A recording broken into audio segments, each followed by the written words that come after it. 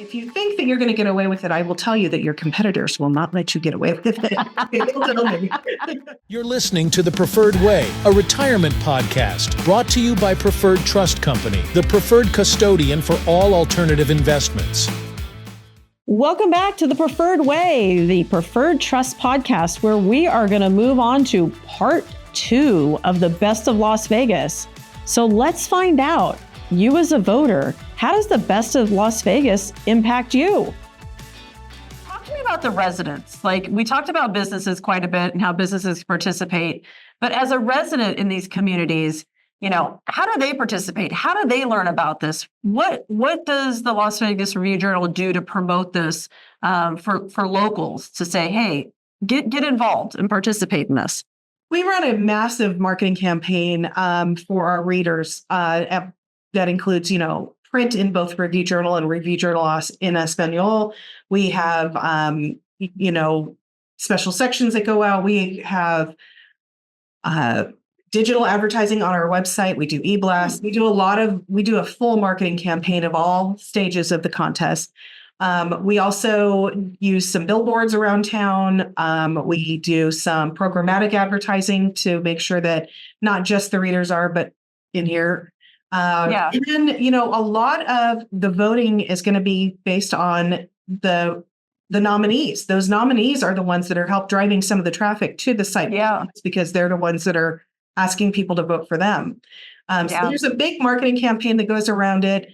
Additionally, it has been, because it's something that has been happening every year, people are looking for it. It's not something that, I forgot about this. It's starting. I mean, I just got an email like the day before yesterday with somebody who wanted to talk about a new category. But, usually right around April, I start getting a lot of emails from people who are very excited about the contest. Yeah. So, but there is no incentive for the Valley to vote. This is something that is organic. And again, if we were incentivizing people to vote, then you're not going to get accurate results. You're going to, again, speaks to the integrity of the contest. Yeah. I'm not going to go in there and vote because I'm not getting paid to vote. If I go in and vote, it's because I truly believe in that business. And I want that business to do well because I really enjoy them. Yeah. Can businesses incentivize votes on their own? I mean, they cannot. Okay. There is no quid pro quo. You cannot say, if you vote for me, I will give you this. When we find those out, we eliminate those votes, and we do tell the business, like, you have to take this down immediately. We won't allow these to happen. If we find that they're doing something along those lines, or in the case of a business that we found was offering to pay per vote, or something, we disqualified them from the contest. Yeah. Able to participate. Yeah. That's great. So it's very, and if you think that you're going to get away with it, I will tell you that your competitors will not let you get away with it. They're looking for those things, right? They absolutely it's are. Almost like an advantage if you do that. It's something else. We do take everything with a little bit of a grain of salt, but we will investigate. If somebody says this person is paying for votes, well, we'll go look and see if they, if that's true, or if they're just trying to eliminate their competition. Yeah. When you were not using a third party, you may or may not be able to answer this question, but when you were not using a third party to tally votes, what were the most amount of votes that any one company got? Oh, I don't know. That was, I wasn't involved in the counting of the votes at that point. That was, I was a sales manager for the company at that time. So I don't know. I do know that we had to bring in a lot of extra staff to come and just calculate the votes. And again, we kept them sort of locked away from everybody else because, it's not something to know. Every member of the Review Journal that is involved with Best of Las Vegas has to sign an NDA before the contest starts so that they can't release any information that they're not allowed to. So it's, we really do want to keep those results and, any details in the client's hands when it comes out, So that makes sense.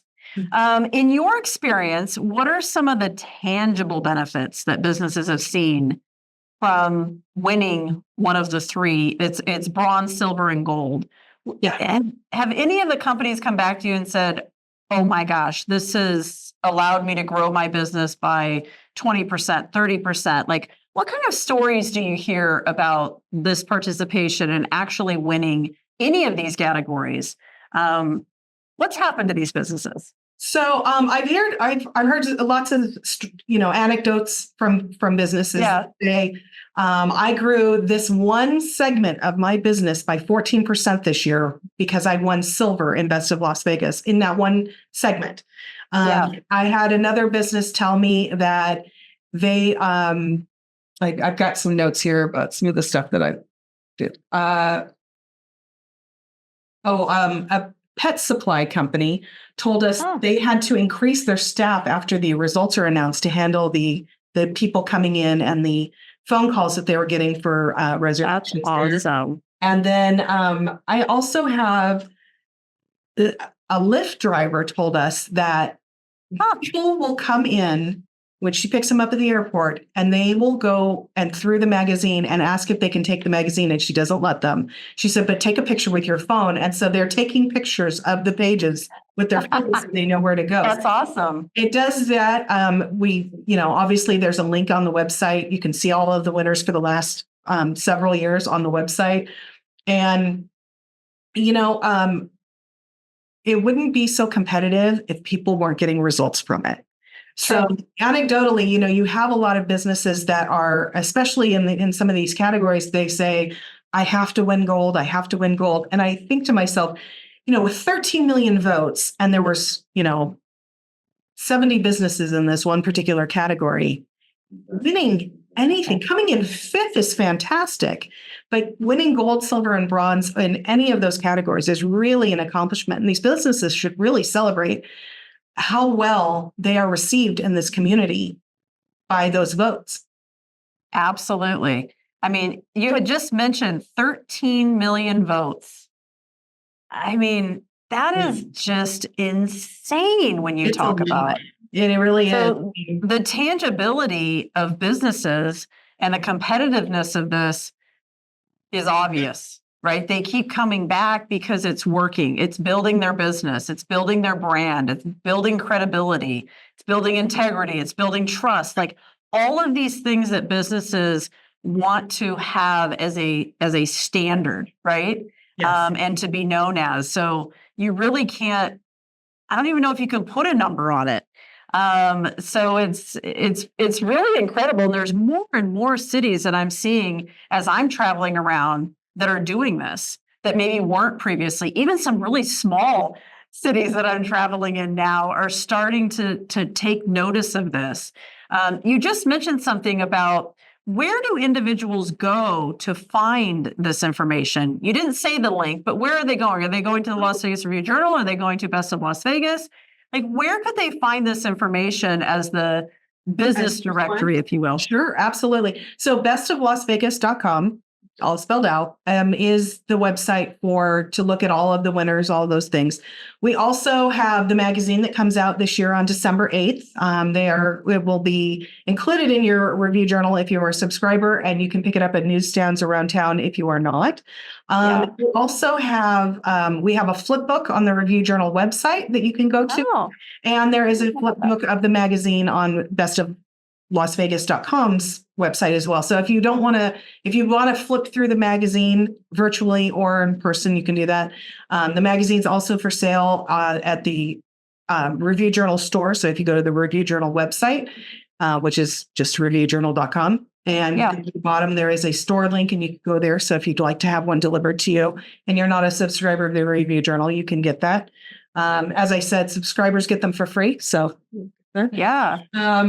and then, there's once somebody has won, I encourage them to celebrate that win, because all of those people that invested time to vote for you should see the results of that labor, right? So they want to, make sure you're including your winner's logo if you got it in your advertising, in your marketing, on your billboards. Make sure you mention it in your radio and television spots. Make sure you have signage up in your store, your location that has it.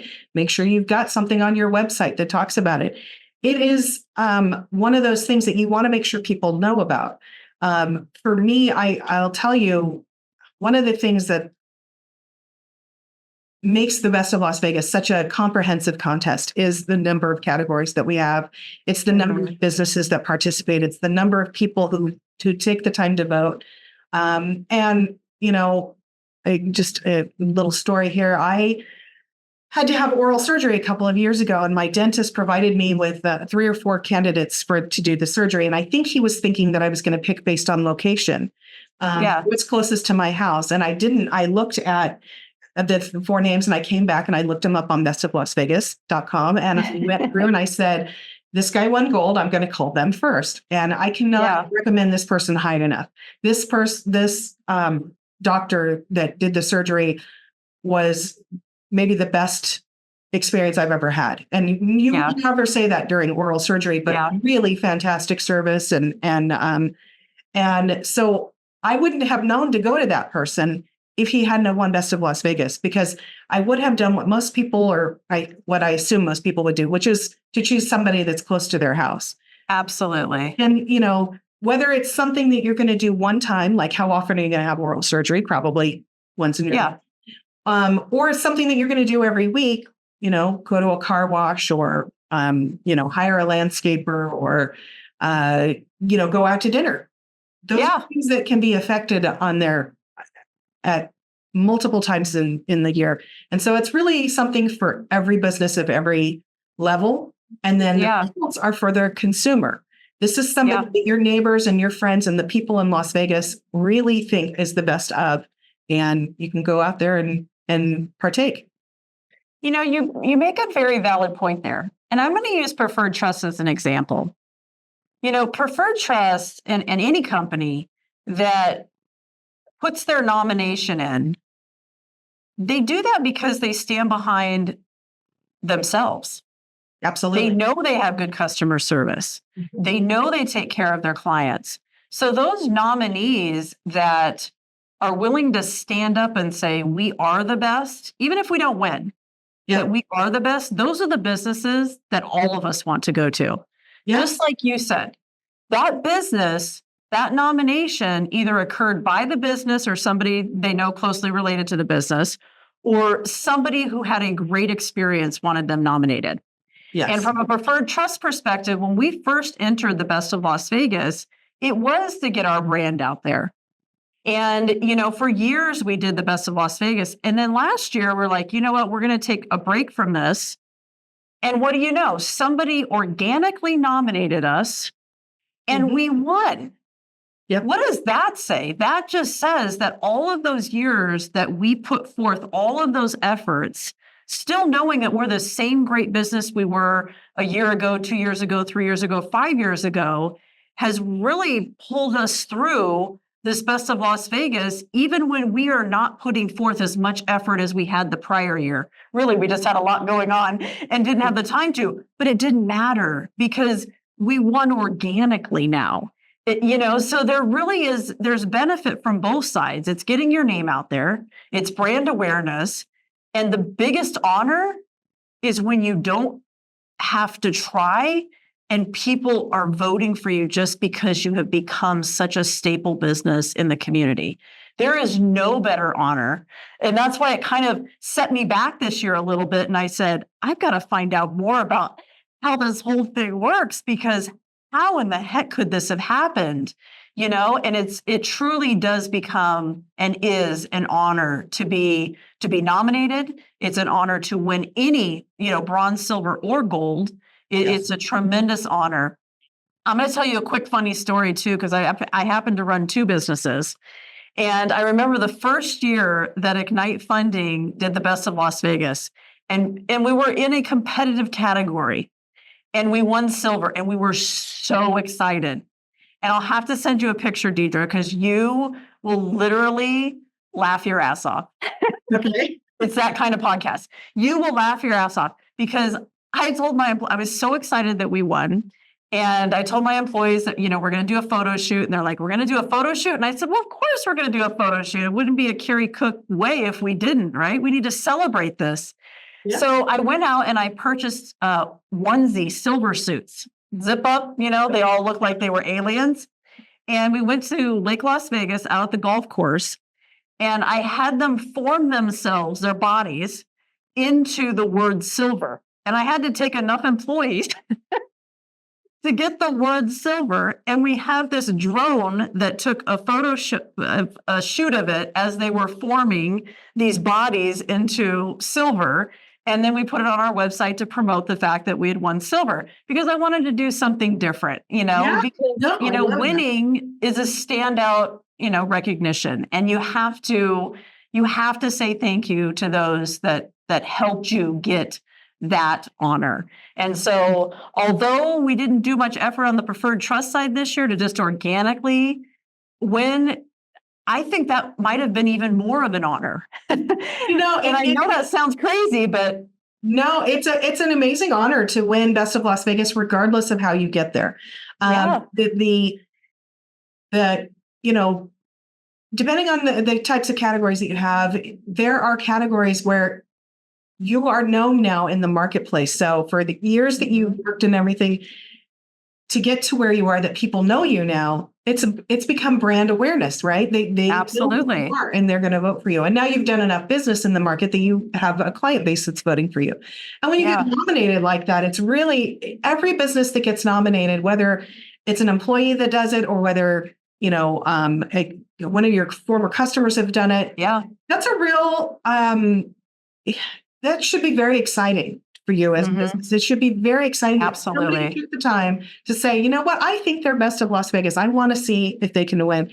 And, for the people who compete and maybe didn't win in the category, keep in mind, it's 1 year. The next year, things are going to, change. Absolutely. You don't know who's going to vote for you. You don't know if, the work that you're doing right now is going to contribute to the benefit of winning Best of Las Vegas later in the year. And, even just being nominated is says something about your business. It says something about your business and the fact that people are going to vote for you, because I don't get the votes, but I can't imagine that there are businesses out there that don't get any votes. No, now they may not get all the votes in a particular category, but there's a lot of business out there that really does really good work, and they should be celebrated. Absolutely. So I'll kind of end with this. Like, where do you see the Best of Las Vegas evolving to? Like, do you see 1,000 categories next year? Do you see, where do you see it going? What changes do you see coming? Is there any, I don't want insider secrets, but something that you're like, if you had to set Las Vegas on a platform with every other city in the country, what sets us apart? What's going to make us different? What's going to make this continue for another 43 years? So, I do have some ideas. A couple of things that I'm looking at is, we have a segment of the contest called Living Local, and it's sort of broken out by neighborhood. And it's, I feel kind of like we've gotten a little bit away from that. And I would like to work a little bit harder on some of those Living Local categories to get those more in tune with what is going on around the valley. If you live in Centennial, you're probably not going to Henderson every day, right? So what are the things that we can do to make the people in Centennial a little bit more heard in their particular neighborhood? And so we have things like that. Additionally, I'm looking at some things that we can do to reach all of these voters outside of the contest for the businesses. So a one-to-one, the voters, these are the businesses, and put them together in one place. So, maybe some event type of strategy I've got thinking about. There are, ways that, obviously we have the magazine, which highlights who won, and it's basically all about the results. But we could be looking at doing another publication that goes out to the voters that are maybe offers from those winners. Okay. And so that they can engage with some of the winners that maybe they didn't know, have a hand in that. So some things maybe outside of the contest as well. And then again, we continue to look at those categories. Now, 1,000 categories sounds like a very heavy lift to me off the top of my head. But I do look at those categories. I think probably for 2025, we'll probably be looking closer to like 550 categories. I think, as the categories come in, we sort of look at shifting. Do these categories still make sense like they did 5 years ago or 10 years ago? And so, yes, absolutely. There's still high demand for that. But some categories may, shift away. During the pandemic, we saw a lot of the categories being, like curbside pickup and things like that. And, I'm not sure that those are quite as important as they used to be. They might be, I have to look at the research and figure it out. But we look at those categories every year and try to figure it out. And, we added a main category, for financial last year. And so instead of having it all just in services, sometimes we break those out and put those in their own separate category. Yeah. Every year we do some innovation. We have customer service was one category across every business in the country, or in the state, or at this. Yeah. And so, there was hundreds of nominees in customer service because everybody wants to be known for their customer service. Yeah. So last year in 2024, we broke that out, and there is one in every main category. So it's the best customer service in dining. It's the best customer service in health and beauty. It's the best in services. So, because there's a difference in the level of customer service, maybe not the level, but the type of customer service you're going to get an automotive customer versus a dining customer. Yeah, it can vary. Yes, we upgraded our custom voting pages to include a QR code. So if you want to add that to your other marketing and everything, people are now more familiar with QR codes. I think, even though they've been around for a long, long time, I think the pandemic really made them much more efficient. People know how to use them. So and cost effective. Very much so. And it's a lot easier to tell somebody, take a picture of this with your phone. Oh, yeah. It is to say, okay, type in www. Yeah. So as soon as you scan the QR code, you're ready to vote. Like there's no reason not to at that point. So, it's definitely, it's definitely more economical, but the speed to vote is far greater than it ever was before. Absolutely. Have you ever is there a best of the best of? I know this sounds a little crazy, but I don't know unless I ask. Is there, of all the best ofs in the country, how many are there? Oh, there's probably around 50 at this point, I would say. Okay. There's maybe more than that. Do you guys get together and decide like who's the best of the best of? Oh, we don't have to because we are the best of the best. Yeah, we are held up as the poster child for best of contests around the country. I have publishers of other newspapers and things like that reach out to me and ask me for how do we do it? What are we doing? Yeah. People come from other markets and they go, wow, ours is so much smaller than this. And I do look at some of the other ones in other states and everything. One of them has a different type of publication than we do for their results magazine. And it's very interesting. It's a little chaotic, but there are some good ideas in there. So I'm going to look at that, and I'll try to incorporate the things that I think are welcome here. Because we live in a very chaotic city. I think sometimes people just want straight information. Yeah. The chaos. Yep. Cut the crap. Just tell us where we should be going, right? Exactly.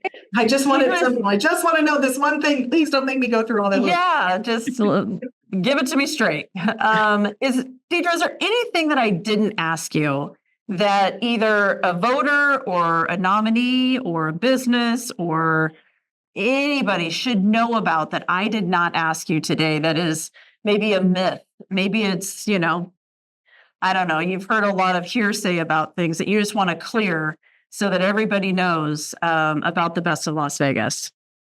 There's constantly and I don't want to make it seem like they're sour grapes, but there are people who contact me and say, there's no way that I didn't win because I had this many people voting for me. Well, Yeah. in a very competitive contest, that may not mean it as much as you think it means, right? And so Absolutely. just knowing that we take the integrity of the contest very, very seriously. We Yeah. make sure that the votes that get cast are actual votes from people who are, users of your services or business. We don't Yep. want, now we get some votes from California. We get some votes from people. Now, those are feeder markets to Las Vegas. Those are people who are going to come here and they do partake in business, and their Yeah. voices deserve to be heard as well. Especially in the categories where maybe they're aimed at tourists, not so necessarily aimed at the locals, right? So Yeah.